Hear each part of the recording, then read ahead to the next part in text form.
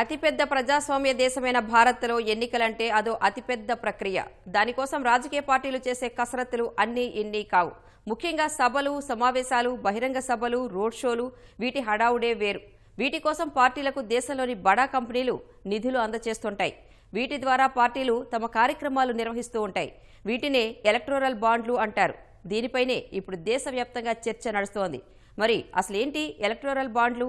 వీటిని ఎందుకు తీసుకురావాల్సి వచ్చింది? ఎలక్టోరల్ బాండ్ల ద్వారా పార్టీలకు విరాళాలు అందించడం అనేది పారదర్శకంగా జరిగే ప్రక్రియనా? మరోవైపు వివిధ రాజకీయ పార్టీలు ఎన్నికల బాండ్లను వ్యతిరేకిస్తూనే వాటిని స్వీకరించడం సమంజసమేనా?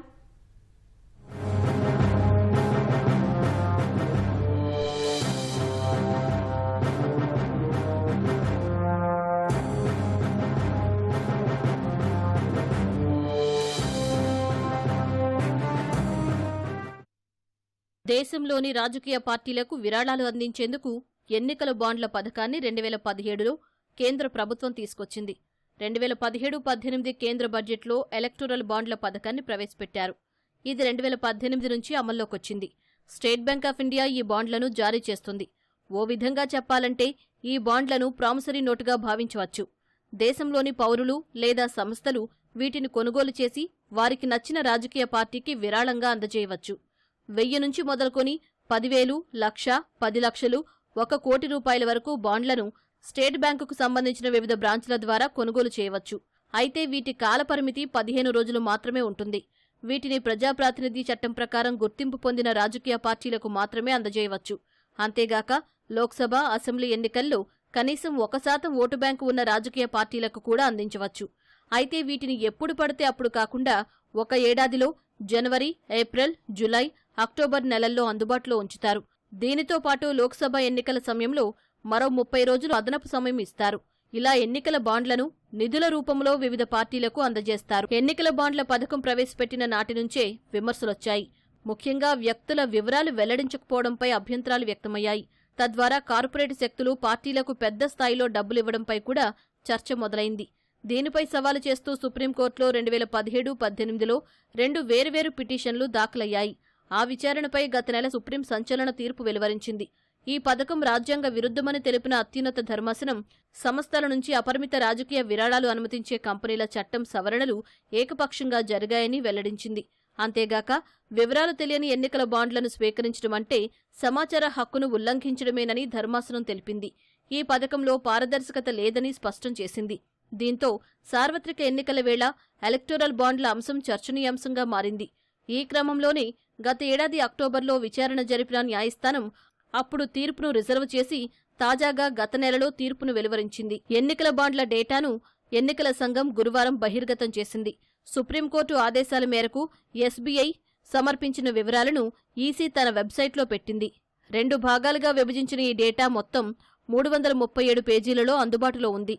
వివిధ సంస్థలు, వ్యక్తులు దాదాపు 11,671 కోట్ల రూపాయల విలువైన బాండ్లను కొనుగోలు చేసినట్లు ఈ డేటా ద్వారా తెలుస్తోంది.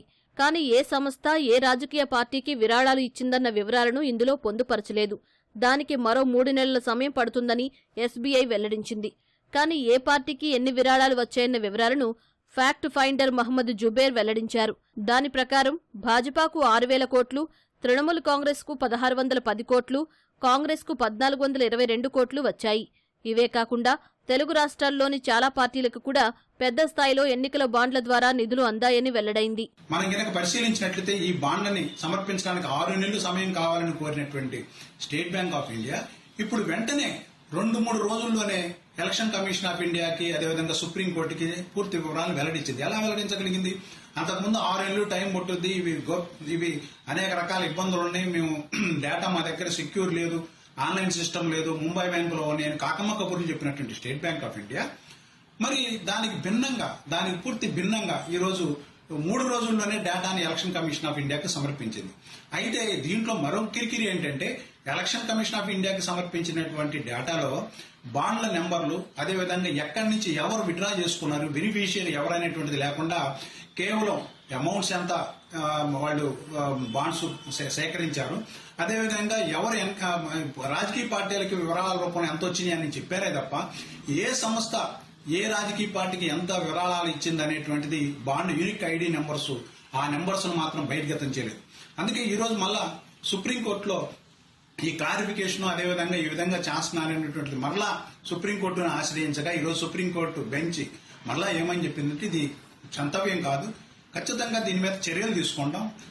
స్టేట్ బ్యాంక్ ఆఫ్ ఇండియా ఏదైతే పబ్లిక్ కంపెనీగా ఉందో, పబ్లిక్ బ్యాంకుగా ఉందో, అట్లాంటి బ్యాంకు తన యొక్క విధి విధానాలు సక్రమంగా నిర్వర్తించాలి, యూనిక్ ఐడీలతో సహా బాండ్ నెంబర్లతో సహా ఎలక్షన్ కమిషన్ ఆఫ్ ఇండియాకి సమర్పించాలని చెప్పేసి ఆదేశించడం జరిగింది.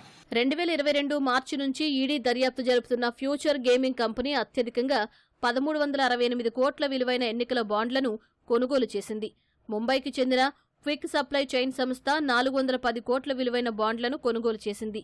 తెలుగు రాష్ట్రాల్లో పేరొందిన Megha engineering and infrastructure limited సంస్థ రాజకీయ పార్టీలకు ఏకంగా 966 కోట్ల రూపాయల విరాళం ఇచ్చింది.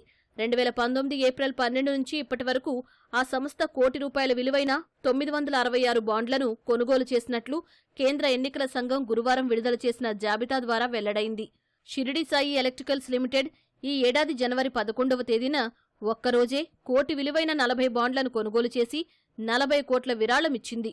మొత్తంగా ఇందులో కార్పొరేట్ కంపెనీలకు ఎక్కువగా ఉన్నాయి. ఎన్నికల బాండ్ల విషయంలో ఆయా పార్టీలకు ఎవరు ఈ బాండ్లు ఇస్తున్నారో తెలియకపోవడం వల్ల పారదర్శకత లేదనే విమర్శలున్నాయి. ఈ బాండ్ల ద్వారా పొందిన డబ్బును సంబంధిత రాజకీయ పార్టీలు ఎన్నికల ప్రయోజనాల కోసమే ఉపయోగిస్తాయనే దానికి ఎటువంటి హామీ లేదా పర్యవేక్షణ లేదు. ముఖ్యంగా మనీ లాండరింగ్ చేసేందుకు ఈ పథకాన్ని ఉపయోగిస్తున్నారనే ఆరోపణలు కూడా వచ్చాయి. బాండ్లు విడుదల చేసేది ఎస్బీఐ బ్యాంకు కావడంతో పారదర్శకత ఉంటుందని చెప్పలేం.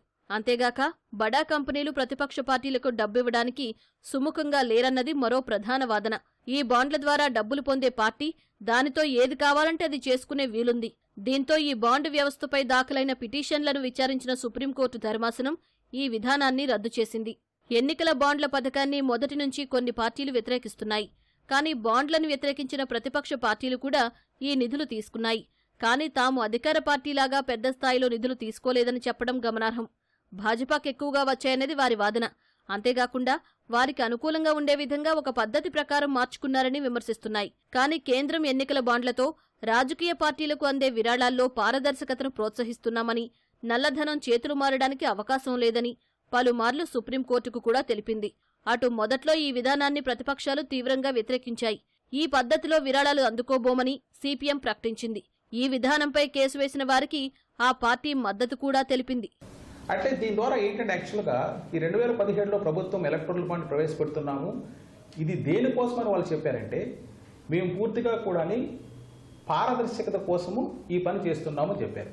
ఇది పొలిటికల్ పార్టీస్కి విరాళాలు ఇచ్చే విషయంలో బ్లాక్ మనీని మనం తొలగించేయచ్చు, పారదర్శకత ఉంటుందని చెప్పారు. అయితే ఇక్కడే చాలా ఆసక్తికరమైన విషయాలు కొన్ని బయటపడుతున్నాయి మనకి.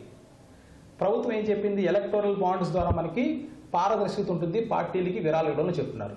అయితే పారదర్శకత అని చెప్పారు కానీ వీళ్ళ గోప్యత ఎక్కువగా ఉందన్నమాట. Transparency versus anonymity. ఎందుకు గోప్యత అంటే ఎలక్టోరల్ బాండ్స్ ఇప్పుడు కొన్నారనుకోండి, ఏదైనా పొలిటికల్ పార్టీ కొన్నప్పుడు ఏ వ్యక్తి కొంటున్నాడు, ఎంత అమౌంట్ కొంటున్నాడు స్టేట్ బ్యాంక్ ద్వారా, ఇది ఏ పార్టీకి వెళ్తుంది అనే విషయాల్ని బయట పెట్టాల్సిన అవసరం లేకుండా ఈ చట్టాన్ని తీసుకొచ్చారు. ఇక్కడే పారదర్శకత మనకు లోపిస్తుందన్నమాట, గోప్యత ఎక్కువ ఉంటుందన్నమాట. అంటే మనకి 2024లో ఈ కొత్తగా సుప్రీంకోర్టు ఈ ఎలక్టోరల్ బాండ్ రద్దు చేసేంత వరకు, లేదా సుప్రీంకోర్టు ఇంత మునుపు జోక్యం చేసుకునేంత వరకు కూడా మనకి దీనిలో క్లారిటీ లేకుండా ఉందన్నమాట. ఎన్నికల బాండ్ల విషయంలో ఏ పార్టీకి ఏ సంస్థ ఎంత మొత్తంలో డబ్బులు చెల్లించిందో తెలుసుకోవడం సమాచార హక్కు పరంగా పౌరులు తెలుసుకోవాలి. ఇదే విషయాన్ని రాజ్యాంగ ధర్మాసనం తీర్పు వెల్లడిస్తున్న సందర్భంలో చెప్పింది. ఇలా అయితే ఒక వ్యక్తి స్వేచ్ఛగా తన ఓటును ఎవరికి వేయాలో నిర్ణయించుకుంటాడు. అయితే ఈ డబ్బును ఆయా రాజకీయ పార్టీలు ఓట్ల సమయంలో ప్రలోభపెట్టడానికి కూడా వినియోగించవచ్చన్న వాదన కూడా బలంగా ఉంది. వీటితో పాటు తమ విరాళాల ద్వారా కంపెనీలు ఎన్నికల ప్రక్రియను ప్రభావితం చేయగలిగే సామర్థ్యాన్ని పొందుతున్నాయి. అంతేనా, తమ స్వప్రయోజనాల కోసం ప్రభుత్వంతో వివిధ రకాల లబ్ధి పొందుతాయన్నది నిపుణుల వాదన. దీని ద్వారా వచ్చే నష్టాలు ఏంటంటే, మొట్టమొదటిగా మనం గమనించామంటే, ఫస్ట్ పొలిటికల్ పార్టీస్కి ఈ కంపెనీలు లేదా వ్యక్తులు మనకి ఇక్కడ విరాళాలు ఇస్తున్నారు, అది గోప్యంగా ఇస్తున్నారు. దీంట్లో ఏమవుతుంది, ఫర్ ఎగ్జాంపుల్ ఈరోజు అనౌన్స్ చేసిన మనకి కొత్త డేటాను తీసుకుంటే, ఫ్యూచర్ గేమింగ్ అనే ఒక కంపెనీ దాదాపుగా 1300 కోట్లు విరాళాలు ఇచ్చిందండి. అంటే మొత్తం మనకి 11,000 కోట్ల పైనే అన్ని పార్టీలకు కూడా విరాళాలు అందినట్టు మనకి డేటా వచ్చింది. దీంట్లో ఒక్క ఫ్యూచర్ గేమింగ్ అనే కంపెనీనే 1300 కోట్ల రూపాయలు పార్టీలకు విరాళంగా ఇస్తే దాని అర్థం ఏంటి అసలు? సో అంటే ఏదో ఒక అనుచిత లబ్ధి పొందే అవకాశాలు అయితే పుష్కలంగా కనిపిస్తున్నాయి. అంటే ఒక విధంగా చెప్పాలంటే దీన్ని మొత్తం విషయాన్ని ఎలా చూడొచ్చు అంటే, చాలా కార్పొరేట్ కంపెనీస్ కానీ లేదా వ్యక్తులు కానీ ఒక విధంగా ఫార్మల్గా లబ్ధి పొందే అవకాశాలు ఈ ఎలక్టోరల్ బాండ్స్ ద్వారా మనకి కనిపిస్తున్నమాట. ఒక విధంగా చెప్పండి క్విడ్ ప్రోకో లాంటిది అఫీషియల్గా చేసినట్టు కూడా అనిపిస్తుంది సామాన్య ప్రజలు కూడా. ఎందుకంటే ఫ్యూచర్ గేమింగ్ కంపెనీ గురించి ఈరోజు అంతా కూడా న్యూస్ పేపర్స్లో కానీ ఎక్కడ కానీ ఏం రిపోర్ట్స్ రాశారు, ఇదే కంపెనీ మీద ఎన్ఫోర్స్మెంట్ డైరెక్టరేట్ కూడా ఈడీ చాలా కాలంగా కేసులు పెట్టి దాని మీద కొంత విచారణ జరుగుతుందని చెప్పింది అన్నమాట. మరి ఇలాంటి విచారణ జరుగుతున్న నేపథ్యంలో ఇలాంటి బ్యాక్గ్రౌండ్ ఉన్న కంపెనీస్ రూలింగ్ పార్టీస్కి ఇన్ని 1000 కోట్లు 1300 కోట్ల రూపాయలు విరాళం ఇచ్చినప్పుడు డెఫినెట్గా వీళ్ళ మధ్య కొంత లాలూచీ పడే అవకాశం ఉంటుంది కదా. కనీసం ఇప్పటికైనా ఎన్నికల బాండ్ల విషయంలో ఒక స్పష్టత అనేది వచ్చింది. కానీ ఏ సంస్థ ఎవరికి ఎంత కేటాయించిందో తెలిస్తే కూడా బాగుంటుంది. ఇదే సుప్రీంకోర్టు కూడా ఎస్బీఐని కోరింది. మరికొన్ని రోజుల్లో ఎన్నికలు ప్రారంభం కానున్నాయి. ఈ సమయంలో ఎన్నికల బాండ్ల అంశం అనేది చాలా వివాదాస్పదమే అయినప్పటికీ ప్రజలకు రాజకీయ పార్టీల మనుగడ ఎలా సాగుతుందో తెలిసే అవకాశం కూడా ఉంటుంది. నిరక్షరాస్యులకు తెలియకపోయినా చదువుకున్న వారికి, యువతకు ప్రస్తుతం ఉన్న రాజకీయ ముఖచిత్రం గురించి ఒక స్పష్టమైన అవగాహన వచ్చే అవకాశం ఉంది. అప్పుడే మన ప్రజాస్వామిక దేశంలో ఎన్నికల విధానం అనేది పారదర్శకంగా ఉంటుంది.